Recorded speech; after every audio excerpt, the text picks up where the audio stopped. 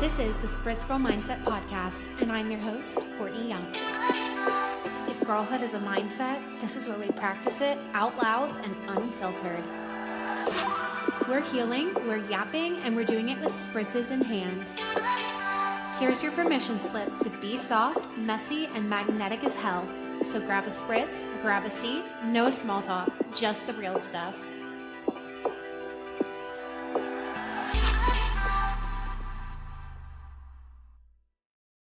Perfect. All right. Well, cheers, bestie. My new friend, Desiree. I am so excited to have you on the show today. Hey, So Courtney. why don't we just go ahead and get started? And I'm going to have you just share a little bit about yourself with my audience. Yeah. So, hey, everyone. My name is Desiree Simone. I am a personal development coach certified in neurolinguistic programming and emotional freedom technique. So, I implement NLP and EFT in my coaching. I like to tell people when you hear the term personal development coach, you have a tendency to automatically go like, "Oh, are you like a Tony Robbins life coach?" To which I say, hell no, you're not. I like to tell people that I'm the friend, and this is one of the reasons why I got into coaching. I'm the friend that you call when you're having that existential crisis. You are divorced and you're trying to get into the dating scene. You're debating about starting a business, but your imposter syndrome is sinking in. You are wondering what your purpose is in life, and you call me freaking out, needing direction. And I say to you, bitch, you got this. But more importantly, I'm on my way over. Do you want red or white wine? And that is my coaching stuff. I feel like just in this first 30 seconds of interacting with you, I feel like I have found my soul sister in this. Yes, you have. I am the same way. I always say my mantra is I'm not nice, I'm kind. So there's a difference, right? Niceness and politeness is self-minimizing. It's telling you what you want to hear, but I don't believe that that's genuine support. Genuine support is radical honesty in a way that is kind and clear, but it is honesty. And it is what you said. It's showing up. It's sitting with people in the middle of their spiral. So hearing you say that, I'm like, my kind of people. We can get into the shit of it. I love that so much. It's going to be a fun one. So I hope you've got your cocktails. I'm drinking red wine, so buckle up, kids. Yes, I got a beer here today, but I really went back and forth. I was like, do I make a fun tomato martini? Do I do a little sour beer? Do I do a Salvi B with jalapenos? What's I need you to explain a tomato martini because I've just gotten into my martini game in the past year. Oh my gosh. Okay. So my husband is a big whiskey guy. So he has a collection. I don't know how many bottles he has at this point. Probably close to 150, 200 bottles of whiskey. He built out his whole closet, all this, that, and the other. Anyway, we went to Louisville for his 30th birthday 2 years ago to the Bourbon Trail. And when we were in Louisville, we went to this bar in New Lou and they had a tomato martini. And ever since I've had it, I cannot get enough. And they took, I don't know if you've heard of the elote liqueur. I have not. Okay, so it's corn liqueur, sweet corn liqueur. And they took gin that they infused with tomato and basil. And it's a whole, I'll have to send you the recipe. Please do. I'm going to obsessed. need it immediately. It's the perfect summer drink. And I'm a big tomato girl, pickle girl, any kind of savory, but it's not a Bloody Mary because you think tomato, you think bloody. It's not. And that's where my brain went, which is why I was like, but I'm curious, so I'm going to ask. No, this is because I feel like Bloody Marys are more Disgusting. yes, but also heavy. This is light and fresh and elevates the gin in the best way. Sold. Yeah. Send me the recipe when we're Yeah. done. Okay. Done. Yeah. Besides tequila, gin is my go-to. So any Tequila, whiskey, those are my go-tos. Yep. I've learned to love bourbon because my husband loves it. So I've tasted bourbon so many times. And he makes fun of me too because to get our friends on board, do you know what crumble cookies is? Do you guys? We do. We actually have a location here. Yeah. Okay, period. I know it's nationwide, but not everyone knows what it is. Mhm. Well, I've convinced him to do a crumble cookies and whiskey flight. Yeah. So he'll pair the whiskeys to the crumble cookies. And that's he hates it because he's like, this is ruining whiskey. But I love it. And my friends love it. Not really. I mean, you're talking to someone. So the reason why my podcast is called Growth in the Rocks and why we drink on my podcast is my background is in bar and then food and beverage. And so it's like my love language, you know? And so I used to do whiskey tastings. I did That's so whiskey and fun. tequila tastings. And there are a lot of things that you compare whiskey with. Now, I'm not trying to say that your husband's a snob, that maybe that's why he's like, I don't want to do cookies. But at the same time, it's still a pairing.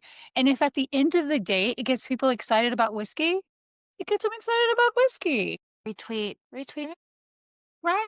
You can tell I him I said that. Well, he'll listen to this podcast, and then I'm sure he'll have something to say about it, but He can slide in my DMs and I will call him out immediately. he doesn't have an Instagram. Yes. I know, it's like the biggest red f I love him so much, we've been together for No, I think it's a good thing actually. it is, he is simply the best, like, just the most genuine person in the whole world, but he uses Facebook and not Instagram, and I'm like, "Can we, like" he's like an old man, he loves his old man baths. He, Let him like the Facebook. yeah, he has the Facebook, he has the bourbon, but he's as progressive and fun as they come, so, I like love it. We love a progressive king. certainly do. Alright, so we talked about how you got into, like, bar, and that was your first, like, love language. How did that translate into personal development work? And what I also wanna ask while we're on this topic, you've mentioned, and forgive me because I'm gonna get the acronyms wrong, EFT and NLP? Oh, I got it right. Okay, Yeah. awesome. What are those? And tell me and my audience a little bit about it. Okay, so we're going to break all these questions down. We'll start with NLP and EFT. So, neuro linguistic programming, we like to think of it as the art of persuasion, but at the end of the day, it is how we allow our subconscious to think and how we respond to the words that we say. Now, that's how I use it in the coaching aspect. How it's done outside of that is it's a very big technique when it comes to selling. What is it that you're saying and how are you persuading people? If Mm, you're big fans of Robert Greene's book Seduction, a lot of it at the core is neurolinguistic programming. And it was actually created in the 80s by people with a psychological and a computer based background. So it's like, how did computers talk to themselves? And more importantly, how can individuals do it? So I like to think of it as the art of effective communication at the end of the day. My degree is in public relations, so it works really, really great in the world of PR because PR is all about persuasion and understanding the ethos and the pathos of what it is that people want to buy into. mhm. Then we go into emotional freedom technique or tapping. And tapping lately on social media, especially TikTok, has been getting a thing, right? And I know that when you probably see any type of tapping video, you go, okay, so they're tapping their forehead and they're tapping the side of their head or their nose or what and like what does that do? You have to remember that our whole body is connected by this amazing system of neurons. And when you think about how it is that we can control our body and our nervous system by basically re stimulating all of the energy that we have, and I know it sounds a little woo woo. Even I myself was like, I don't know about it. But if you have to understand, and you go back to the ancient art of acupuncture at the end of the day, there is science behind what it is our body stores, how it's released, and how we react to it when it's released. So, Mm, understanding particular pressure points, how to activate it, and kind of help with that release is exactly what we want to be able to accomplish. And the irony for me about EFT was that it did seem very woo woo. And I remember when I was going through the different certifications I wanted to do, EFT was the last one I wanted to do. I was like, I don't see the point. I myself am a person who's never going to talk, discuss, or persuade someone into something that I myself don't buy into. I just didn't see it. But when you understand that your nervous system is very much like a very large muscle, you go to yoga to stretch out those muscles. If you're a singer like myself, you're going to stretch out your vocal cords. And so at the end of the day, if we still work that muscle of our nervous system, through tapping, you can do amazing things. And tapping can be done, and so can NLP, neuro linguistic programming. When we're talking to our subconscious, it can do things as simple as helping release trauma, working on cravings. I know people have been able to stop smoking when coupling NLP and EFT. You want to find a good practitioner to be able to do with it. It is not something that is done in one sitting. I have to stress this to people right. just like if you wanna lose weight, it's work in the gym, work in the kitchen. Same thing with neurolinguistic programming and emotional freedom technique. These are practices that you're going to have to do for a while to see results, but it is completely worth it when you do. Interesting. Wow, you said so much there, and I'm so fascinated. I love too that you said you're a singer because I'm also a singer. So I'm very Mhm. familiar with like the vagal nerve and the breath Mhm. work and all of that. And like I've heard about the science of EFT and how it like can actually help when you are singing because what's the most like releasing thing you can do? It's opening your mouth and doing Yes. that breath work, which is mind blowing to me because it makes sense why for so many people music and singing is healing. Absolutely. What is your I hate to ask you this and put you on the spot on your own podcast, but you're You're talking to done. a fellow podcaster, so you know this is what we This do. is what we do. Yeah. This is what we do. What is your genre? What is your wheelhouse? Okay, so for me, I'm not now my bestie Kyle is an incredible singer. I think I'm a pretty okay singer. My friends would tell me I'm a good singer. But my genre, if I'm doing karaoke, I'm gonna be doing Adele or Olivia Rodrigo or Fergie. I'm a mezzo alto, like can hit the lower notes of a soprano, but I'm generally best in my like high alto range. Hey, I am a good old alto. Okay, I am period. like it's like we are sitting there, we are alto number 1. Yeah. That's my wheelhouse. So I worked on cruise ships. I worked for Carnival for close to 10 years. Okay. And so anyone who's familiar with cruise ships know you have to be able to do all genres. So when people ask me what is it that you can sing, I'm like, I don't want to be arrogant, but I literally can sing anything. Because like Yeah. that's That how was we your work. job. That Right. was my job. But my wheelhouse, I grew up with my grandparents, and my grandfather was a jazz musician. So when most 3rd graders are reading, their nice little bedtime stories, some of us were snuck into DC clubs and sitting on chairs listening to phenomenal jazz That's musicians. So fun. my wheelhouse has always been jazz and R&B and a lot of soul and a I lot love of that. Motown.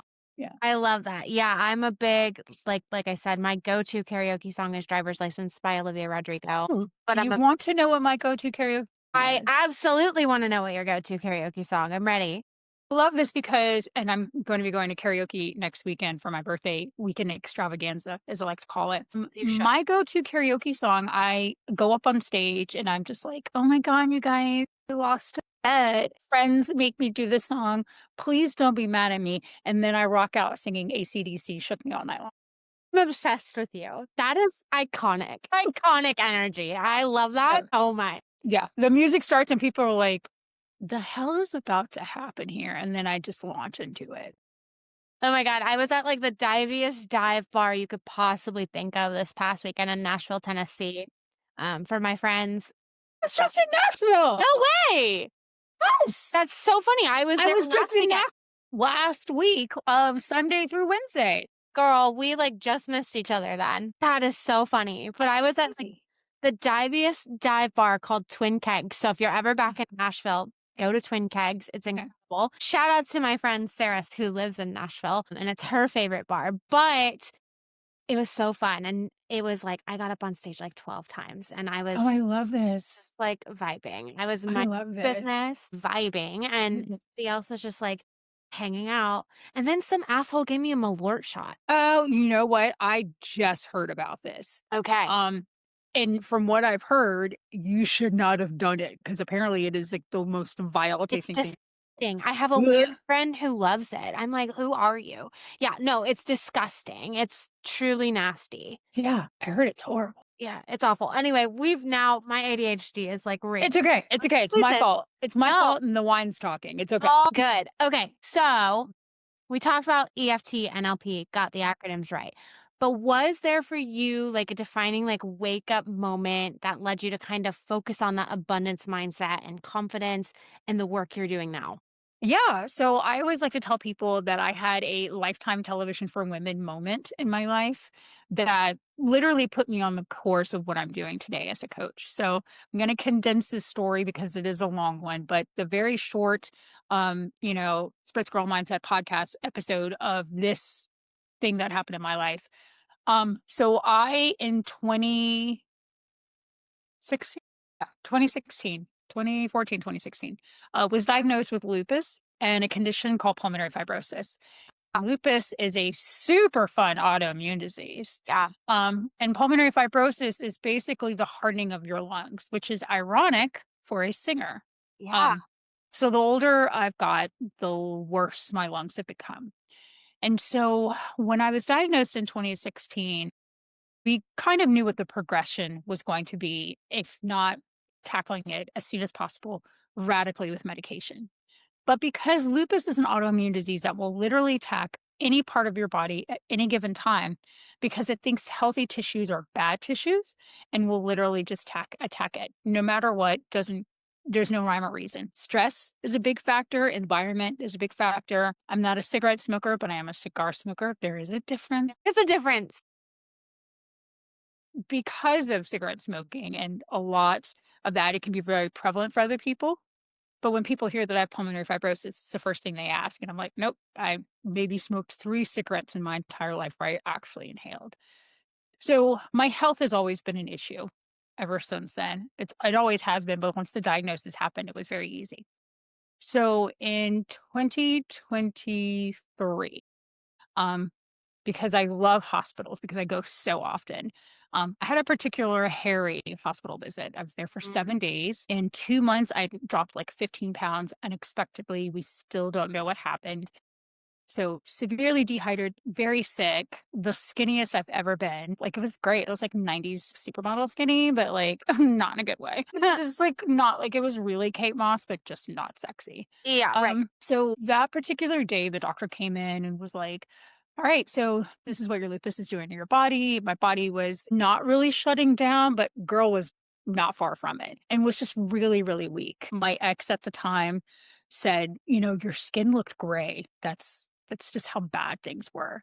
So we are doing several blood transfusions. I ended up doing 3 in the 8 days that I was 6 or Wow. 8 days that I was there. In the midst of one of those transfusions, when the doctor was like, all right, so here's what we're going to do now. This is the medication and this is the infusion therapy. And he's doing all this talking, and all I could hear is like the Charlie Brown teacher, wah, wah, wah, wah, wah, wah, right? I'm sitting here listening to all this, thinking to myself, no, no, no, because you're literally telling me that my quality of life is screwed Mm. from now until whenever this thing will possibly kill me. No, no, I'm not. Love that. Respectfully, and I remember my Disrespectfully. Oh, disrespectfully, no. I've done so many hospital visits in this area that I've had to tone down my attitude because I'm like, I'm not staying. No, we're not doing this. And then my body is like, bitch.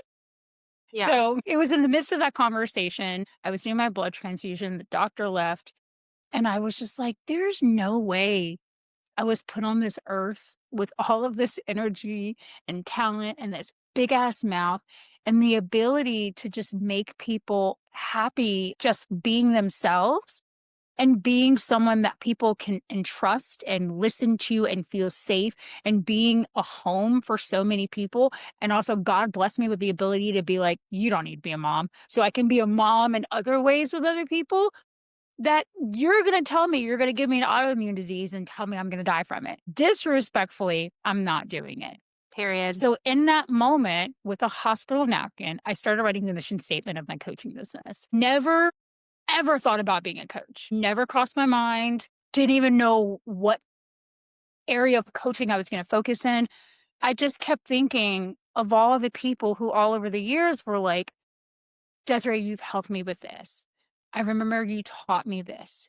I really appreciate it when you spoke to me about this particular topic.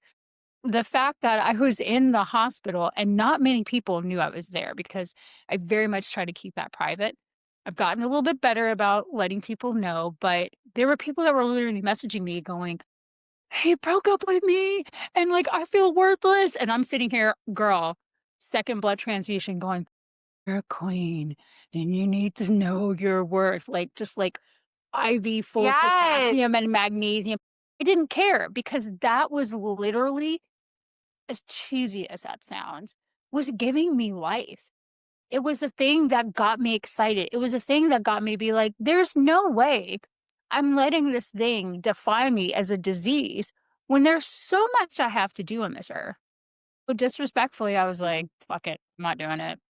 Yeah, I'm obsessed with this, I'm obsessed with you. Like, yes, like, I really don't have other, like, words. Like, yes, yes. Anyway, yes, that was so good. I have actual, like, chills. Aw. Yeah, it's so crazy.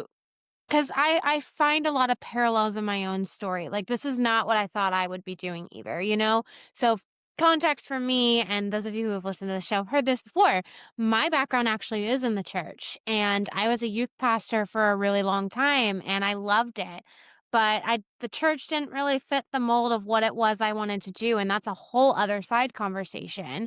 So I ended up stepping away from that and stepping into I'm a salon manager now and I love that and I just get to empower women and be around them and sit with them. But at the end of the day, when I think about what it is I'm passionate about, what it is I want to do in this life and with my own story, I want to empower people to share their own stories because the thing I was constantly told growing up was you're too much, you're too annoying, you're too this. And I disrespectfully, those words will not be said to anyone else in my presence. And if there's one thing I can teach people, it's that their story has power and meaning. And when you share it with the world, you never know who you're going to impact. So hearing you share that, like that is the embodiment of that to me. Like just this idea that like, yeah, you were literally in the middle of it. Like you were fucking going through it. And how many people didn't know and how many people still felt safe and comfortable enough to come to you because of who you are and not because of who you're pretending to be, not because of some, like, fake ass scenario, but because of who you genuinely are. I love that so much. And so you just mentioned that you're a salon manager. Do you still do hair at all or So I no? don't do hair. I do the, like, culture and people management portion of it. So I have a Okay. team of about 50 stylists between 2 locations that I manage in Orlando. Okay. Because I was gonna say if there is a therapist out there, it is a hairstylist. Absolutely. I've been lucky to have the same stylist for darn near close to 15 years, and when Oh, I yeah. say that's like a mini therapy session, Oh, I'm yeah. like, God, source, universe put her in my life because they were like, "You need a good one that's gonna do great things with your hair and make you feel gorgeous from the inside." So Oh, yeah. shout out to all of our cosmetologists, Yes. estheticians, nail techs, all Yes. of y'all. Yeah, so I just felt like I was living this, like, half in, half out kind of scenario. I never thought that podcasting or coaching was gonna be something I chose to do. Right? And then I turned 30 in June, and I was like, "You know what? Like, I'm tired of living a life for literally everyone else but myself. I'm tired of it. I wanna do what I wanna do when I wanna do it." So I love your story because I see so much of, like, light in it, and it makes me happhappy. Okay, I've also heard because I've followed your content. I've, like, watched your stuff as well.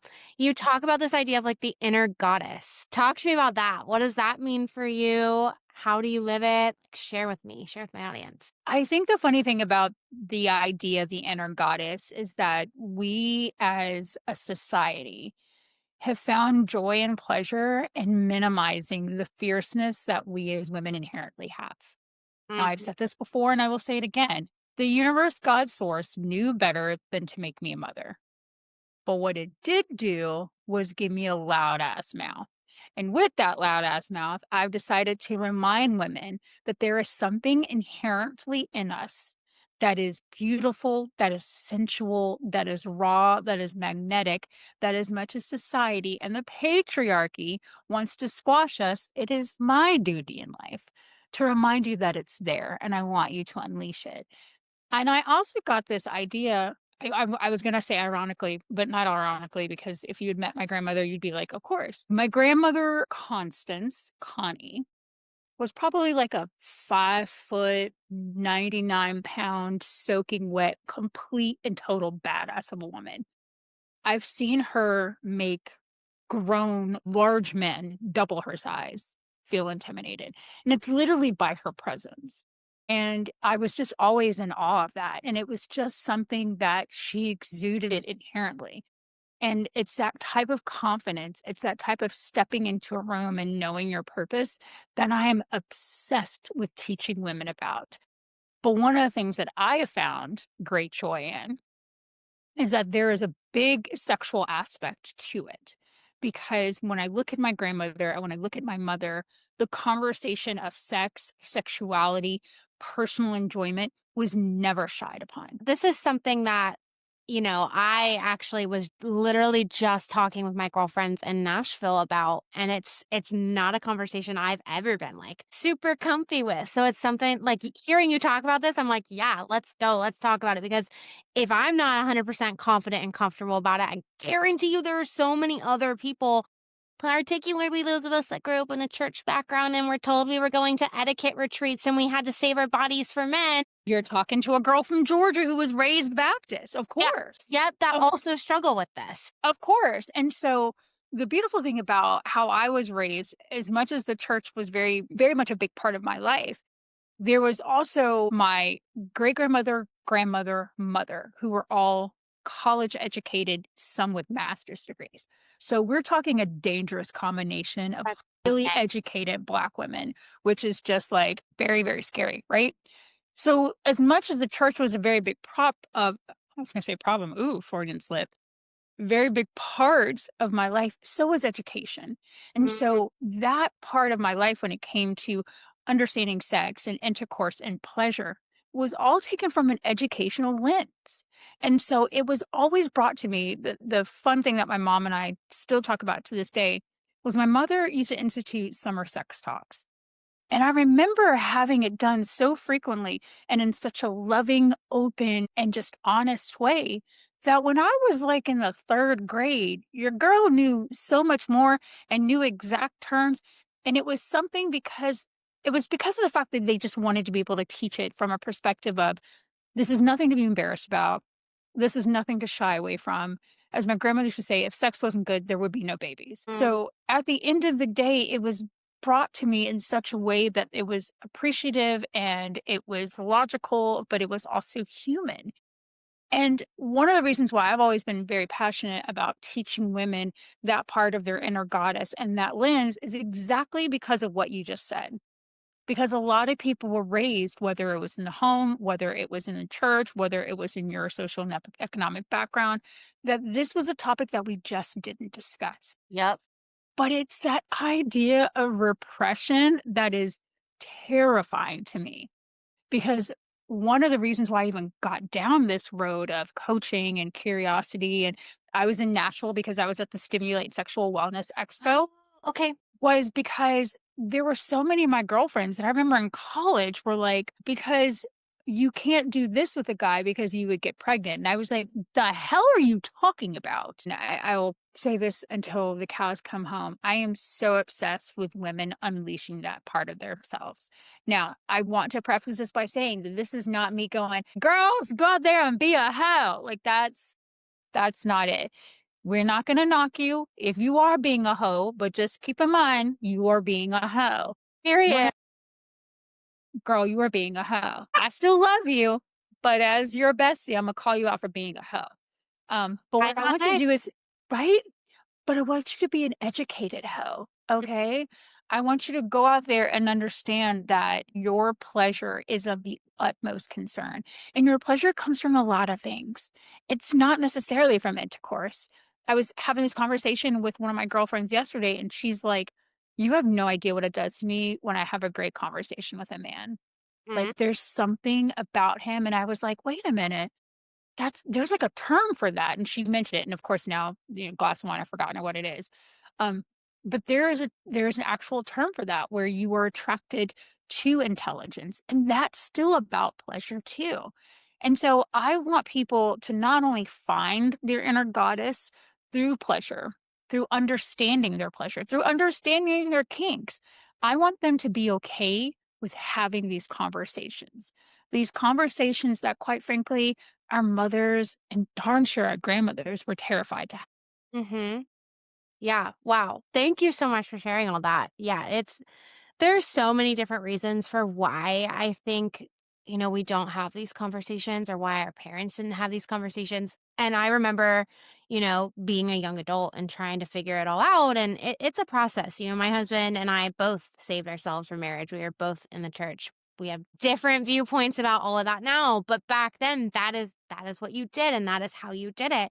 And I remember when I became a youth pastor, one of the things that I would do with my students because I was so pissed off by the way the church handles this nonsense is every year I would do a series on sex, and I had a question box, and my middle and high school students could write whatever anonymous questions they wanted. And Nice. I would bring in a panel and we would just talk about it. And of course, you'd have the one or two kids that were asking like stupid, not stupid questions, but silly, like they're being kids, you know? Right. But most of them like were asking legitimate questions. And I just think it's so important to have those conversations and to my one of my other besties always says educate and inform because the more educated you are, the more informed you are, the more you can make that conscious decision outside of just yourself or what other people have been telling you. You know, as an Enneagram 6, I'm very reliant on my inner circle, my inner committee. I want to like seek out all the answers before making a decision on my own. And I've found that yes, that stems from a place of anxiety and discomfort. And it also stems from this false narrative that women tend to have, which is that you're too much or you're not enough. And I think that's where so much of that repression comes from is from these other people, from these organizations, from whether it's their parents, whether it's their communities, whether it's their church, whether it's their friends. At some point in most women's lives, we have been told you're too annoying, you're too much, you're too this, you're too confident. Oh, you're being like timid, you need to be more confident. Oh, you're being like loud. Oh, you're too loud. Like there's always this feeling of not good enough. So I But guess, keep in mind, boys are told the opposite because when they are loud, they're told that they're good leaders and they're yep, told that they're great in charge. Men are told the complete opposite thing that we are inherently bullied and persecuted for. yeah, all the time. And I love that you brought it up that way because I don't think that's something that I've like, I know that in my subconscious, what you just said. I'm like, yeah, that makes total sense, but it's not a conscious thought that we like normally have. So I guess my question is, and I don't have an answer, so I'm just, let's shoot shit. Let's go for How it. do you help women that feel that they're too much step into their authentic self? Like, what does that look like in the work that you're doing? I have some thoughts in, my own work and my own coaching, but like, if this is the narrative that we're fed our whole lives, how do we start to rewrite it? So you're talking to the girl who most of her report cards were Desiree is really sweet, but she has a tendency to get distracted or talks a lot or tries to command the room. And I used to hate that because it would make my family cringe. But what I also appreciated was the fact that I never really got scolded for it because I come from a family of other women who had the exact same shit told to them and they went off to do amazing things. And so whenever I've meet fellow loud badasses, but the ones that are scared to continue to be a badass, I always like to remind them, if you could gently talk to 13-year-old you, what would you say to her? Would you say to her all those things that people are saying to you right now? Yeah. And if you wouldn't say that to your 13-year-old self, why the hell would you say that to yourself now? Yeah. And more importantly, if 13-year-old you were given permission to be her loud, bold, authentic self, imagine what she would be doing. Mm, Your life could be totally different. And I know a lot of people who had that kind of loud, too much bold mentality when they were younger, or who were kind of like introverted extroverts to this day. There is a lane for all of us at the end of the day. I think what's terrifying is feeling that we need to squash that at a very young age and repress it and make it to the point that it's something that it's negative. Because again, boys are not told this. They're told the complete opposite. And so for a woman who comes to me, and I do get this often with clients, a woman who comes to me with that whole, yeah, but I've been taught to shrink, and I talk about this a lot in my content with this whole idea of like, I need to shrink myself to fit in. Respectfully, disrespectfully, fuck off. No, you don't. Because it is the louder. loud women who are making noise. It is the bold women who are making change. We're going to be advocates for those who are introverted and quiet, but I still want to give you a microphone. Why? Because society, your family, your culture, your city, your ecosystem has told you that it's not okay. But what if you allowed your real voice to come out? Yeah. And what if you allowed yourself to take space? Mm, And what if you allowed yourself to say no when it's warranted and yes when you desire to do so? Mhm. Mhm. "I don't want to" is reason enough, Mhm. is a key phrase of mine. Yes, everything you just said, yes. Radical honesty is the phrase that I use a lot. And I don't mean like being a bitch, but I do mean you owe it to yourself and to the people in your life that you love and that you are friends with to be honest. And I say that coming from a place of, I feel like and I've talked about this before, I feel like I've had the opposite experience of most people my age. And the reason I say that is because growing up in high school and elementary school, I didn't give a fuck. I marched to the beat of my own drum. I was very loud. I lived life fully unmasked. I did whatever I wanted to. And it wasn't until college, actually, that I heard that narrative of, "You're too much, you're too annoying, you're too loud." And That's that's so when I interesting. started. I was the opposite. I was the, like, we're gonna rein it in. We're gonna pull it in a bit in middle school. We're definitely gonna, like, be the good girl and follow the path in high school, and then college, and I joined a sorority. You could not talk to me. Yeah, see, and I feel like for most people, it's the opposite. For me, it was I would always go around telling my family that I was a Fruit Loop in a world of Cheerios, and I was and literally I had it, like, written Love on that. the wall, like, that was my thing, and you know what? It is to this day, like, I am a Fruit Loop in a world of Cheerios, and I live life the way I wanna live my life. I love that. But in college and when I got plugged in with the church and I started like really caring about like what other people thought of me, that's when my self-minimization came in. And it took a lot of self-work and a lot of radical honesty and a lot of like getting back to the root and coming home to myself to figure out who I actually was. And it was that 13-year-old girl who, luckily at 13, and I don't know if it's because my parents were going through a really tumultuous divorce. So, like, school and hanging out with my like theater kid friends was my safe place. So I didn't have time. Shout out to the theater kids. I Yep, love a theater you're kid. talking to a kid and a fraternity member of the theater fraternity Yeah. in college. Yeah. Yep. I'm a theater girl. And then I started the debate team in high school. So Oh my god, I love that. those are my two like loves. But I was very weird, I was very quirky, I hung out with all the band kids, I, like, didn't care, and then I started adopting that phrase in college when I, started to care, and when you start really listening to what everybody says what you should be of, "Sure, whatever works," Ooh. or "Whatever you wanna Mm. do." And that became, like, second language to me, and it wasn't until I started, like COVID, actually. For a lot of people, I feel like COVID was really hard, and it was hard, like, we were all isolated, we were all separated. For me, I'm grateful for COVID. Like, You know what? I tell people all the time, I was engaged at the time, actually just recently into my engagement. eh And I used to actually no, great thing that ever it's a very good thing. It's a okay, very well, good thing. cheers. But back to yeah, cheers. Cheers. Salute to that one. But to COVID, I used to tell people, I know this is really messed up to say, but COVID was like the best of times for me. It was amazing. The best part of my relationship with my ex was during COVID. Yeah. It was so bizarre. I was working at a job that unfortunately the entire department was furloughed, so I got a lovely severance package.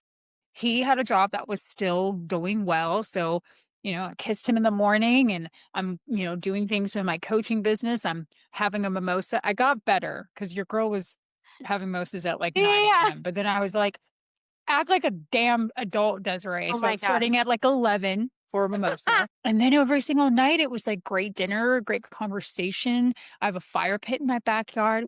Just all this COVID was great for me. And I feel bad telling people that. Yeah. No, I met so many of my closest friends during COVID, and not because of lack of social distancing. I met so many of my closest friends because I started meeting people where I was at. So we got a dog, we took our dog out, we met our neighbors, and we started going to the dog park. And eventually I joined a boxing gym and I met some of my best friends at the boxing gym. And like COVID, like it was, I'm right there with you. It was so hard for so many people, but for me, it was transformative. It And was I amazing. think the reason that it was transformative, if I'm being fully, completely point blank honest, it forced me to spend time with myself, remember my own wants, needs, desires, things I was passionate enough about, it gave me the time and space to get out of my own way and do the internal work and realize that that is a priority even when we don't think we have time. Mm, That is a myth. We all mhm. have time. How you're spending your time is up to you. It's why I choose not to have children. That among many reasons. And I get it. Like that's a whole different like topic. But we all have the same 24 hours in a day. We do. We have the same 24 hours as Beyonce.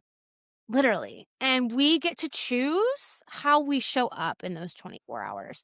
And for me, I had lived so much of my life just living for everyone else and masking and self minimizing and clocking in and clocking out and thinking about everyone else because it was easier to focus on your needs and your wants than it was my own. Literally, like the first week of COVID, we adopted our dog because I was too like I was like, I have to have something to do. And then we button trained her because I'm a crazy person.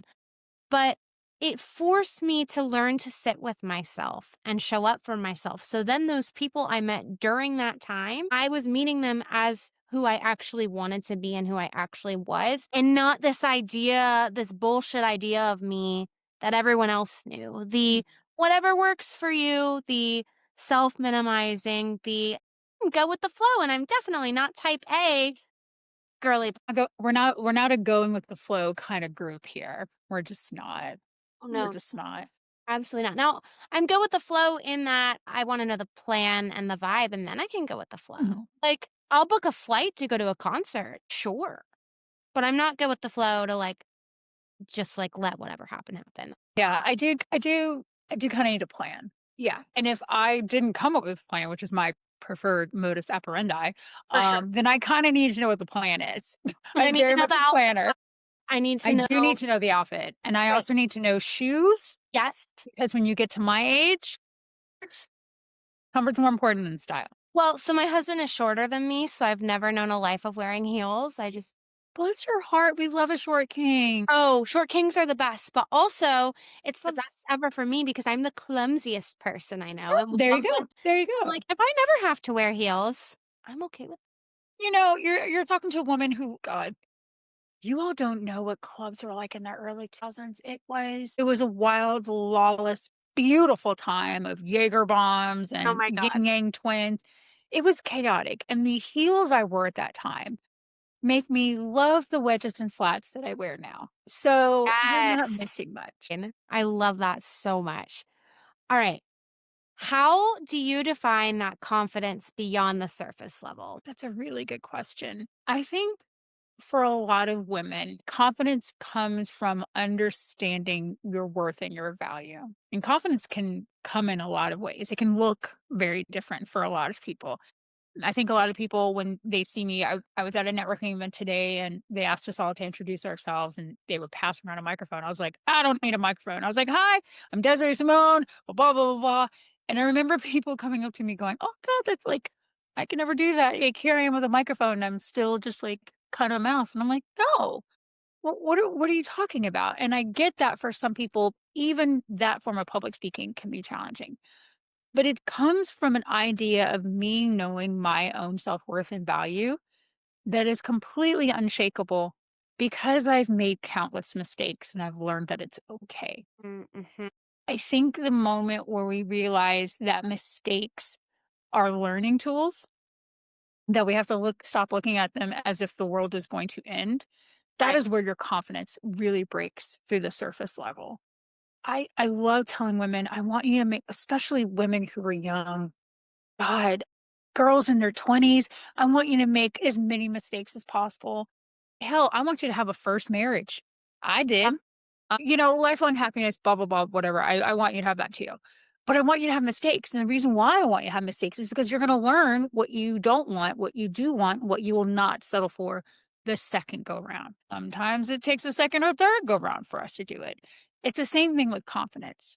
You're going to fall flat on your ass with whatever project you do at work, whatever business you're going to try to launch, no matter what. But what it's going to do, it is going to give you a thicker, stronger skin, and that is going to help build your confidence. That is what's going to allow it to break through the surface level. That is what's going to help you be unstoppable at the end of the day. Yeah. I always say that And I feel like we see this as a cliche phrase all the time, that the journey is just as important as the destination.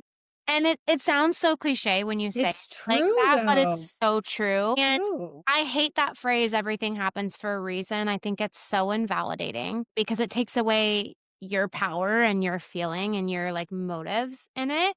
And it takes the power away from your story and it puts the power on what happened and the outcome. And I don't think that's true, but I do believe that anything can be redeemed for good. And I do believe, just like you were saying, like those mistakes are pivotal moments in our story. And every time we make a mistake and we trust that we're safe, and again, we can use that radical honesty and be accountable to those mistakes, but know that we're safe while making them. Every time we do that, we honor a version of ourselves. We honor 13-year-old Courtney that, like, needed to be seen when she made a mistake. We honor 50-year-old Courtney who hasn't walked this earth yet, but, like, will 100% make mistakes, and you honor the present version of yourself because you as a whole are just as important. See, Freudian slip. Just as important as you in the present moment. Makes sense. It all comes together.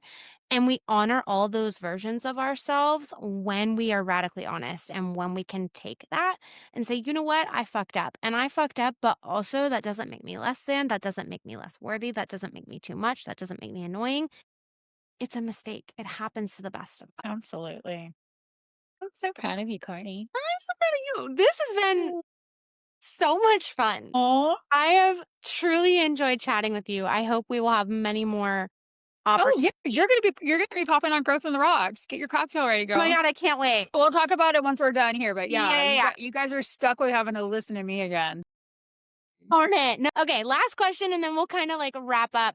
If Okay. someone's feeling stuck right now, what is the first step you'd have them take towards change? I work with a lot of women with this kind of stuck, the I don't know what I'm doing here, the I don't know what my purpose is.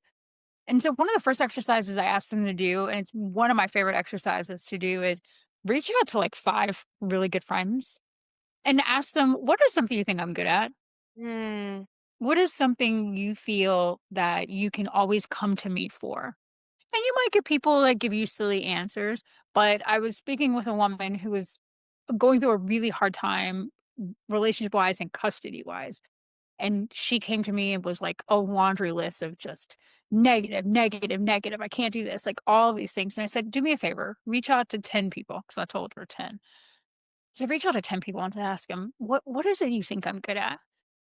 I think she messaged me maybe 30 minutes later and was like, I am floored at the results that I'm getting. People like, I can always rely on you for support. You're mm, an amazing mom. You give really great advice. You're the person I can feel comfortable with calling at 1 a.m. if I need something. And these were all things that she truly did not realize about herself. wow. And so when people are feeling stuck or they're trying to define what their purpose is, I always want them to go back to the idea of who are the people who know and love you and ask them honestly, what is it you think I'm actually good at? Don't lean into the I'm having a pity party and I want to feel better about myself. Go in there with an open heart and curiosity. Go to those people who you know will also give you brutal answers because I don't want you to get the fluff. I don't want you to get the whole, you could put a great outfit together. I want you to probably have that one person who's like, you're always fun to be with, but you're constantly late. Yeah. Hey, well, bestie, you got a problem with time management. We got to work on that. Here we go. Right. So, one of the easiest ways to get unstuck is to recognize the thing that you're already really good at. Because I don't want you to lean into all the things that are going wrong. I want you to lean into the things that you're already doing right. Yeah, I love that because I think it's very easy for us to get caught up on that wrong or not good enough. In my group coaching that I do, and those are like smaller groups of 5 to 6 women, typically for about 12 weeks, one of the activities that we do is called First Impressions. And it's maybe 3 weeks into the group, and I ask each of the people in that group to go around and share what they've noticed about each person and what they feel like they could teach them and what you feel like they could teach you. So, like, I've noticed you're really great at this. I feel like you could work on this. I feel like I could offer this to you, and I feel like you could offer this to me." And then we use that, and that's how we like set the tone of the rest of our time together and our learning goals. But I love that language because we all have something to give and we all have something to teach. And if somebody 3 weeks into a group coaching session can recognize that about you, someone who knows you and loves you, ask them, like, Mhm. "Hey, like, what do you feel like I could teach you? What do you feel like you could teach me?" I would love to pick your brain about that. And I think you're right. I think you would be shocked by the answers that you get. Absolutely. So I encourage you, and even if you feel comfortable where you're at right now, you feel like things are going great, everything is chugging along, still reach out to those people. Yeah. Reach out to those people and be like, I'm just curious. You've known me for X amount of years. I feel as if you love me and you'll be honest. What is something that you feel I'm good at? Yeah. And if you really, you really want to get down and dirty with it, also then ask those people, what is something I could actually improve? What is something I can be better at? I know I've had this conversation often with my mom, and she said, you can also be very quick to judge people. And sometimes your judgment is good, and sometimes your judgment is very quick and irrational.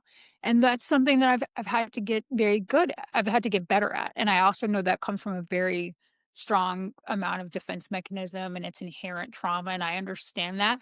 But it's something that having my mother say that reminds me, Desiree, this is something you still have to work on. Yeah. Yeah. The Gemini in me is shaking in my boots because I Ah, Leo. see, I There knew you go. it. It I makes knew so it. much sense. Knew It it. makes so much. All right, Desiree. Well, this has been the most fun time. Let my audience know where they can find you, how they can support you, because we all definitely want to continue keeping up with you. Of course, of course. So you can follow me on all of my social media platforms. As I like to tell people on my podcast, Instagram, Snapchat, TikTok, not Twitter, you know why, but definitely threads at I am D Simone. My website is desiree-simone.com. My Instagram is probably the best way to get instant communication from me. Definitely really big on TikTok and Snapchat, just pop it in there and tell me what's going on. I definitely want to see where you're eating because I'm obsessed with that about people. But if you go to my website, it will take you to all of those other socials. It will also take you to the Apple and Spotify link of my podcast, which is Growth on the Rocks. There's a new episode that comes out every single Sunday. Don't you fret, Courtney will be on it. So we'll just chat about it and get that all coordinated. But it is a boozy personal development podcast where, very much like what we're doing right now, I talk to amazing, phenomenal guests about literally everything under the sun related to personal development, whether it is sex, whether it is religion, whether it is um, narcissistic abuse, whether it is reality television. I've had Bravo celebrities on the show. We have these really great in depth conversations over alcohol. So it is a lot of fun, and you can find Growth in the Rocks on Apple, Spotify, and anywhere you stream it. And in 2026, it will be on YouTube. Growth on the Rocks is an iconic podcast, and you should absolutely listen to it. Oh, Shine, you should follow it just like I follow you. I listen to it every week. All right, Yes. everyone. Thank you so much for being here. Thank you, Of Desiree. course. And Thank you, Courtney. to my audience, I hope you have the best week ever, and we will see you next week. Have a good one.